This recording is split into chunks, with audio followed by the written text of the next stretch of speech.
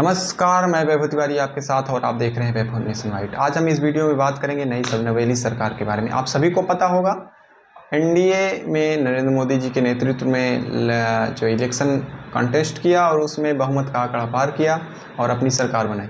9 जून को नरेंद्र मोदी सहित 71 अन्य मंत्रियों के द्वारा राष्ट्रपति द्रौपदी मुर्मू जी के द्वारा शपथ दिलाई गई। और इनको शपथ कैसे दिलाई जाती है, ये जो संविधान की 3री अनुसूची है उसके द्वारा ये सभी शपथ लेते हैं। और आर्टिकल 74 में मंत्री परिषद का उल्लेख किया गया है, जिसमें प्रधानमंत्री की सलाह पर राष्ट्रपति सभी मंत्रियों को शपथ दिलाता है और प्रधानमंत्री की नियुक्ति जो है उनको शपथ भी राष्ट्रपति दिलाते हैं। ये आर्टिकल 75(1) में लिखा है। और आगे चलते हैं इसमें कि टोटल 72 मंत्री हैं, 71 अन्य मंत्री हैं और 1 प्रधानमंत्री, टोटल 72 मंत्री हैं। और जिसमें 30 कैबिनेट मिनिस्टर है, 5 इंडिपेंडेंट और 36 स्टेट मिनिस्टर। इन सभी को मिलाएं मिनिस्टर्स को तो 71 हो रहे हैं, लेकिन एक प्रधानमंत्री भी 1 मंत्री होता है, तो वो टोटल 72 मंत्री भी हो गए। अब बात करेंगे कि मैक्सिमम कितने मंत्री हो सकते हैं संविधान के अनुसार। 91वां संविधान संशोधन के द्वारा यह बताया गया कि लोकसभा में जितने भी सीट हैं उसका 15% मैक्सिमम मंत्री हो सकते हैं। इसका मतलब टोटल प्रधानमंत्री सहित कुल 82 मंत्री हो सकते हैं सरकार में। और इसमें कुछ टर्म आया, जैसे कैबिनेट मिनिस्टर, मंत्री परिषद जो कि यूनियन काउंसिल ऑफ मिनिस्टर्स होता है। इसका निर्माण होता है सभी तरह के मंत्रियों को, राज्य मंत्री, इंडिपेंडेंट और कैबिनेट मिनिस्टर्स, इन सभी को मिला दिया जाता है। एक यूनियन काउंसिल ऑफ मिनिस्टर या मंत्री परिषद बनता है। और कैबिनेट मिनिस्टर होते हैं जो कुछ मेन जो मंत्रालय होते हैं उनको कैबिनेट मिनिस्टर कहा जाता है। जैसे इसमें 30 कैबिनेट मिनिस्टर्स ने शपथ ली है और 5 इंडिपेंडेंट और 36 आपके स्टेट मिनिस्टर्स ने शपथ ली है। इसके अलावा हम बात करते हैं कि स्पीकर, इसके बाद स्पीकर का चुनाव होता है। इस पर सभी की निगाहें बनी हुई है, क्योंकि जेडीयू और टीडीएस, चंद्रबाबू नायडू की पार्टी, और जेडीयू में आपकी नीतीश कुमार की पार्टी, इन दोनों को बहुत ज़्यादा बड़े मंत्रालय नहीं देखने को मिले हैं। और जितने भी की मंत्रालय थे, लोगों को लगा कि बड़े बड़े मंत्रालय लेंगे। विपक्षियों ने कहा कि अब इनका सरकार मतलब तब के चलेगा, सबकी सुनेगा नहीं, लेकिन उसी परफॉर्मेंस के साथ ये आगे बढ़ रहे हैं। तो बिना किसी रोक टोक के ये आगे बढ़ रहे हैं। तो सभी विपक्ष इनको एक तरीके से आग लगा रहे हैं कि आप स्पीकर का पद अपने पास रख लीजिए, क्योंकि जिस तेज़ी से अभी भी इनके ऊपर लगाम लगती नहीं दिख रही है, ये आपकी पार्टी को तोड़ सकते हैं। इसलिए स्पीकर का पद आप रख लेंगे तो जो दल बदल कानून है उसमें स्पीकर के पास बहुत पावर है, टाल मटोल करने की पावर है, और बहुत हमें नहीं लगता है।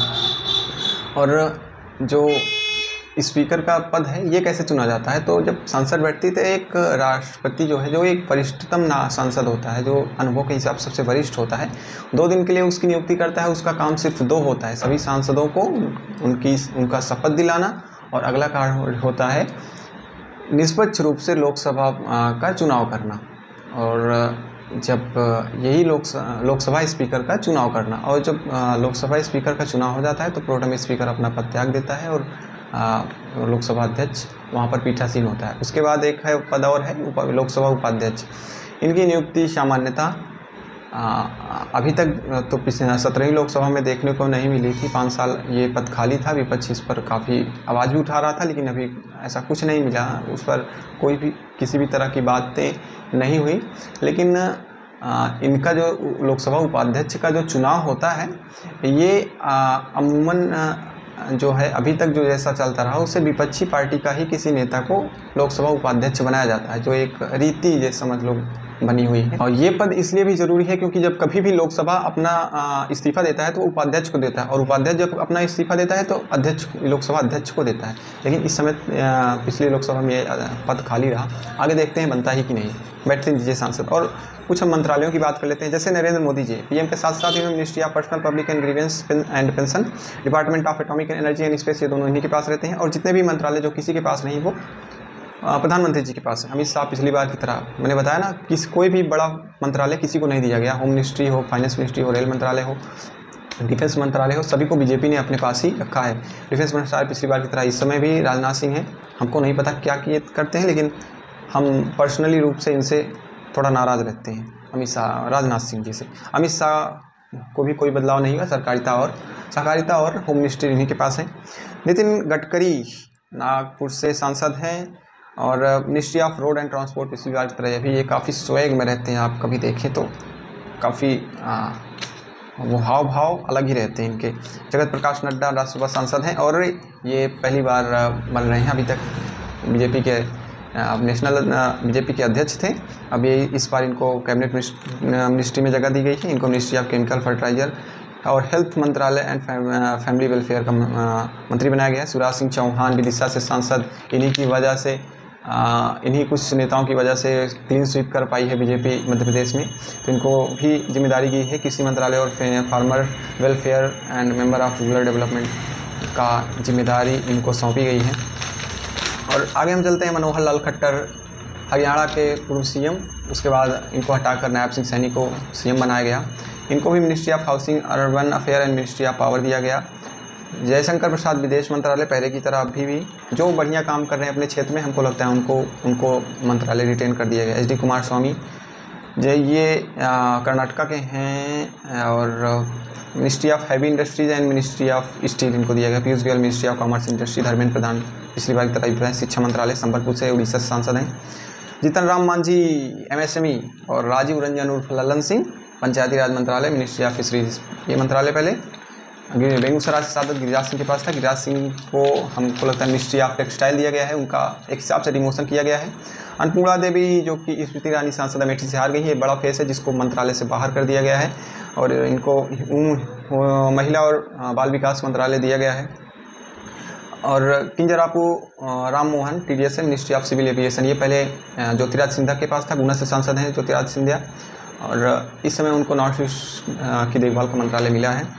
और देखो मणिपुर का जो है विवाद वो उनके देखरेख में सॉल्व हो पाता है कि नहीं।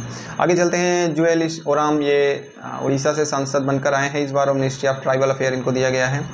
किरण रिजिजू को माइनॉरिटी अफेयर दिया गया है। Pralhad Joshi ministry of consumer affair, food and public distribution ministry of new renewable energy और Giriraj Singh ministry of textile हमको बात बताया। Ashwini Vaishnaw rail minister, ministry of infrastructure and broadcasting and IT मंत्रालय।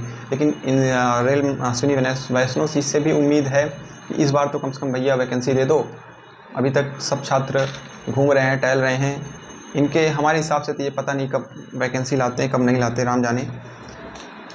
और यही उम्मीद हमारा डिफेंस मिनिस्टर से ही है, अग्निवीर का कुछ करो, नहीं तो वैसे तो काम नहीं चलने वाला है। चिराग पासवान जी या मोदी जी के हनुमान जी हैं, इनको लोग हनुमान जी कहते हैं। लेकिन दिक्कत तो तब हो गई जब कंगना रनौत को गले लगा लिया, कितने बेचारे का दिल टूट गया। और अब तो हमें नहीं लगता है कि वो चिराग पासवान को वोट देंगे, मतलब मजाक कर रहे हैं। और Mansukh Mandaviya ministry of labour employment और ministry of youth affair and sport. पहले एक अटकलें लग रही थी ना, खेल मंत्रालय चिराग पासवान को मिलेगा, लेकिन अब खेल मंत्रालय मिल गया है मनसुख मांडविया जी को। और G Kishan Reddy ministry of coal, ministry of mines CR Patil ministry of Jal Shakti मिला है। ये थे आपके पोर्टफोलियो। लेकिन अभी देखने वाली बात है लोकसभा स्पीकर का पद किसको मिलता है, क्योंकि TDS ऐसी पोजीशन में तो है नहीं, छोटी मोटी पोजीशन में कि तुम उस जैसे आप उसका मदद कर रहे हो, समझ लो आप NDA में शामिल है, YSRCP में, आंध्र प्रदेश में, कि BJP भी दो जितने उसके सांसद है सपोर्ट के साथ उसको चंद्रबाबू नायडू ने वहाँ पर शपथ ले ली चीफ मिनिस्टर के रूप में। तो वहाँ पर NDA को BJP को कोई खास रोल नहीं है। BJP अपना समर्थन वापस ले ले तब भी वो वहाँ पर बन जाएंगे CM। लेकिन देखा जाए तो यहाँ पर अभी तक कोई बड़ा पद नहीं लिया है TDS ने केंद्र में। तो देखने वाली बात है कि क्या बड़ा पद लेते हैं या फिर क्या बात चल रही है। कुछ तो मोल भाव, कुछ तो बार्गेनिंग हुई होगी जो किसी को नहीं दिख रही है अभी तक तो। और क्योंकि अभी तक हमें नहीं दिख रहा है कोई बड़ा पद उन पार्टियों को मिला हो। BJP अभी उसी हाव भाव से तेज तर्रार मूड में दिख रही है। और देखते हैं आगे क्या होता है। JDU भी काफ़ी टारगेट किया जा रहा है। JDU को भी विपक्षी पार्टियों के द्वारा कि आप, शिवसेना इसमें सबसे आगे है।